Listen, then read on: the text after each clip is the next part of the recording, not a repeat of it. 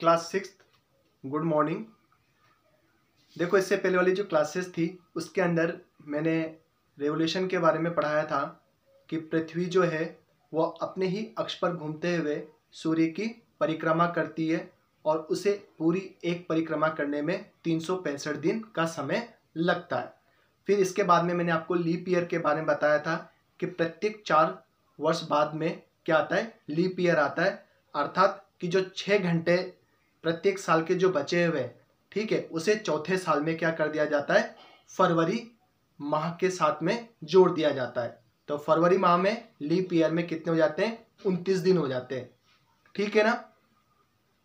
फिर इसके बाद में मैंने आपको समझाया था कि हमारे पृथ्वी और सूर्य की जो अनुमानित दूरी है वो कितनी है, 15 करोड़ किलोमीटर है। कितनी दूरी है हमारी पृथ्वी और सूर्य की अनुमानित दूरी, 150 मिलियन कह सकते हैं, ठीक है। इसे हम इंग्लिश में कितना क्या कहेंगे, 150 मिलियन, ठीक है। और हिंदी में क्या कह सकते हैं हम इसको, 15 करोड़ किलोमीटर। बात समझ में। इसी तरह से ये 147 मिलियन हो गया, और यदि करोड़ में कहना है तो आप इसको 14.7 करोड़ कह सकते हैं। हम लोगों ने 2 बातें करी थी यहाँ पर कि पृथ्वी और सूर्य की जो निकटतम दूरी है वो कितनी होती है आपकी, 14.7 करोड़ किलोमीटर।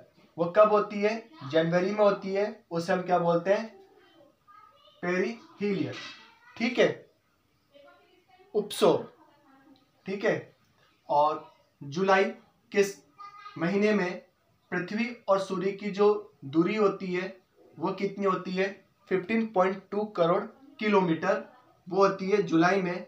उसे हम क्या बोलते हैं, एफिलियन, ठीक है, एफिलियन। तो एफिलियन जुलाई और प्रीहिलियन आपका जनवरी। बात समझ में आई। फिर इसके बाद में हम बात करते हैं इफेक्ट ऑफ रिवॉल्यूशन। क्या आता है हमारा,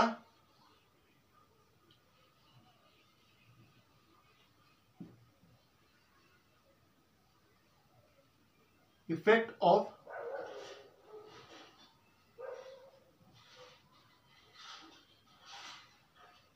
रिवॉल्यूशन, ठीक है, कि हमारी पृथ्वी जब सूर्य की परिक्रमा करती है तो उसका क्या क्या प्रभाव पड़ता है।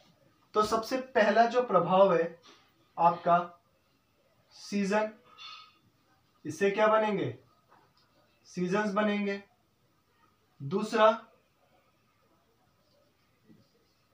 डे और नाइट में क्या आएंगे, वेरिएशंस आएंगे। डे और नाइट में क्या आएंगे, वेरिएशंस आएंगे, अंतर आएंगे, ठीक है। अभी देखो कि सर्दी हो रही है, तो सर्दी में क्या हो रहा है, अभी दिन क्या हो रहे हैं, छोटी हो रही है, और रातें क्या हो रही है, बड़ी हो रही है। परंतु जब गर्मी आ जाएगी तो क्या होगा, दिन बड़े और रातें छोटी हो जाएगी। तो पृथ्वी के रिवोल्यूशन के कारण ही दिन और रात, ठीक है, इसके समय में क्या हो रहा है, अंतर हो रहा है कि कभी तो दिन बड़े हो जा रहे हैं और कभी रातें छोटी हो जा रही है, और कभी रातें छोटी हो जा रही है और दिन बड़े हो जा रहे हैं, ठीक है। तो variations of day and night, ठीक है।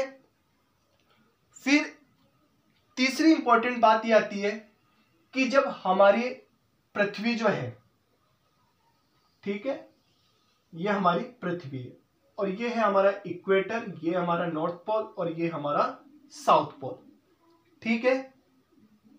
कि जब हमारी पृथ्वी एकदम सूर्य के सामने होगी तो यहां पर क्या होगी, सीधी रेखा पड़ेगी, सूर्य की सीधी रेस पड़ेगी, ठीक है, वर्टिकल।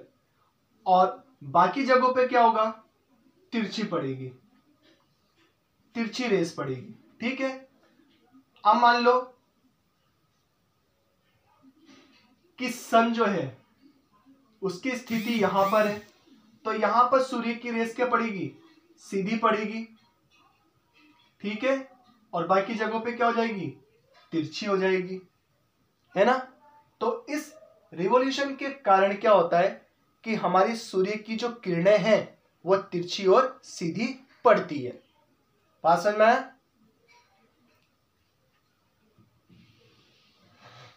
देखो इसको वापस समझते हैं एक बार। ये हमारी पृथ्वी, ठीक है, और ये हमारा इक्वेटर, ठीक है, ये हमारी ट्रॉपिक ऑफ कैंसर, ठीक है, और ये क्या है आपका ट्रॉपिक ऑफ कैप्रिकॉर्न। तो सूर्य की जो स्थिति होती है वो इससे नीचे नहीं आती है और इससे ऊपर नहीं जाती है, ठीक है।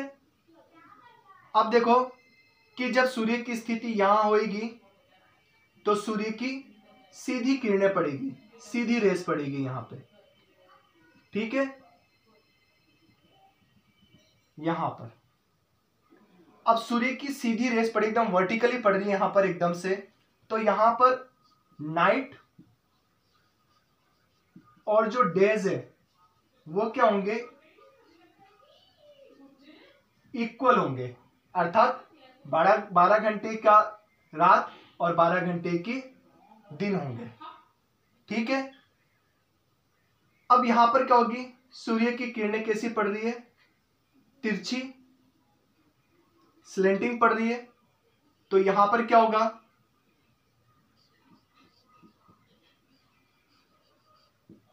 नाइट बड़ी होगी और दिन क्या होंगे, छोटे होंगे। अब यहां पर भी सूर्य की किरणें कैसी पड़ रही है, तिरछी पड़ रही है, तो यहां पे भी क्या होगा, नाइट बड़े और डे क्या होंगे, छोटे होंगे, ठीक है। तो ये होता है आपका स्लेंटिंग और वर्टिकली लाइन के कारण दिन और रात में अंतर, समय में अंतर, ठीक है।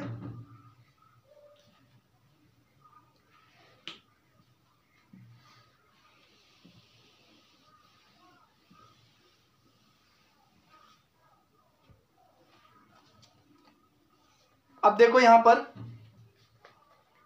Variation in length of day and night, ये मैंने आपको समझा दिया अभी। फिर vertical and slanting rays of the sun, ठीक है, कि सूर्य की सीधी और तिरछी जो किरणें हैं उसके बारे में। और फिर इसके बाद में आता है आपका समर सोल्स्टिस, फिर विंटर, और फिर इसके बाद में ये पोजीशंस, ये हमें समझना है। This one is very important for us, okay. ये डायग्राम दे रखा है, ये डायग्राम आपको बनाना है, ठीक है। मैं आपको दूसरे डायग्राम से समझाता हूं, वो आपको काफी अच्छी तरह से समझ में आएगा।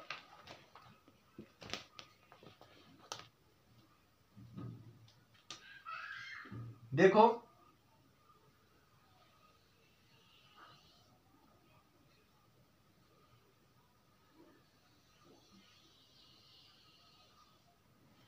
ये हमारा पूरा अर्थ है और ये आपका इक्वेटर, ठीक, ये आपका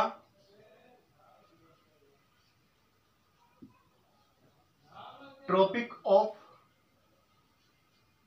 कैंसर, और ये आपका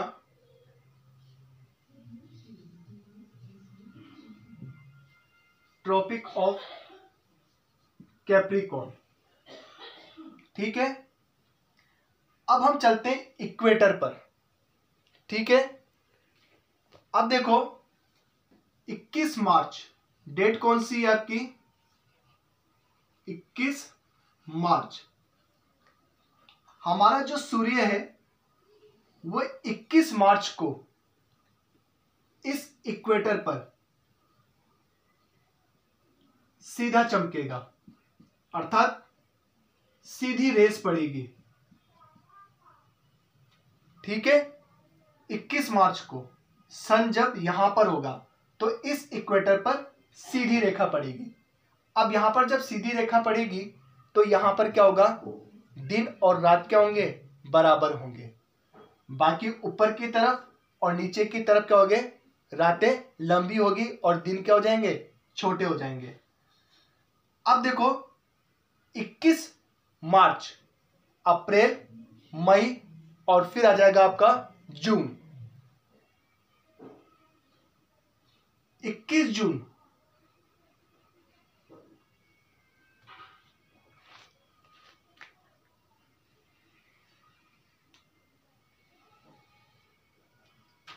अब 21 जून को जो सूर्य है उसकी स्थिति कहां पर है, यहां पर।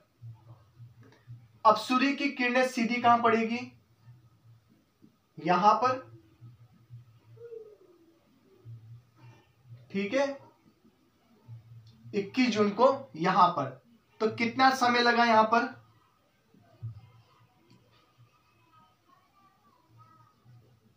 3 मंथ का, ठीक है। अब यहां पर सूर्य की किरणें जब तेज पड़ेगी तो यहां पर क्या होगा, दिन बड़े हो जाएंगे और रातें क्या हो जाएगी, छोटी हो जाएगी। अब देखो 21 जून के बाद में वापस से सूर्य कहां जाएगा, यहां पर आ जाएगा। और यहां पर उस समय डेट क्या होगी आपकी, जून, जुलाई, अगस्त, सितंबर, अर्थात 23 सितंबर। तो कितना समय लगा, 3 मंथ का समय लगा। तो देखो 3 मंथ ऊपर गया और 3 मंथ नीचे आ गया, ठीक है। अब 23 सितंबर को वापस से सूर्य जो है वो आपके इक्वेटर पर सीधा चमकेगा।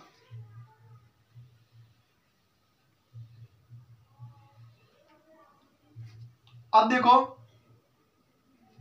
यहां पर आगे हम लोग सितंबर, अक्टूबर, नवंबर, दिसंबर, तो वापस 3 महीने का समय लगा, 22 दिसंबर, ठीक है। 3 महीने का समय लगा। अब सूर्य क्या हो गया, यहां पर आ गया। अभी ये तो स्थिति चल रही है, ये साउदर्न हेमिस्फीयर है। अब सूर्य जो है वो कहां पर है, इस ट्रॉपिक ऑफ कैप्रिकॉर्न के आसपास है। और 22 दिसंबर को सूर्य जो है वो सीधा कहां चमकेगा, इस पे। और इसकी रेस कैसी होगी, एकदम सीधी पड़ेगी यहां पर। और बाकी जगहों पे कैसी पड़ेगी, तिरछी पड़ेगी, स्लैंटिंग पड़ेगी। तो यहां पर क्या हो जाएंगे, नाइट जो है वो कैसी हो जाएगी, छोटी, और डे कैसे हो जाएंगे, बड़े। तो दिन लंबे होंगे और रातें छोटी होगी। और बाकी जगहों पे क्या हो जाएगा, जैसे कि हमारे यहाँ तिरछी रेखा पड़ रही ना, देखो यहाँ पर ये जा रही ना तिरछी रेखा सूर्य की। और हम लोग कहाँ रहते हैं, ट्रॉपिक ऑफ कैंसर, कर्क रेखा पे। अब देखो अब यहां पर क्या हो जाएगा, उल्टा। यहां पर नाइट छोटी चल रही है हमारे यहाँ, सॉरी, रातें क्या हो रही है, लंबी हो रही है, और दिन क्या हो रहे हैं, छोटे, ठीक है। तो दिन क्या हो गए, छोटे, और रातें क्या हो गई, लंबी। अभी जैसे चल रहा है हमारे यहाँ पे, दिसंबर का महीना है, ठीक है। अब देखो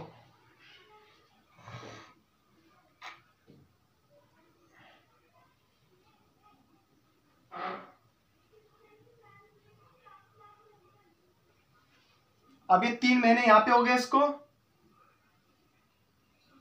अब 3 महीने बाद में वापस से 21 मार्च को ये कहां चल जाएगा, इक्वेटर पर, ठीक है। तो वापस कितना महीने का समय लगा, 3 मंथ का।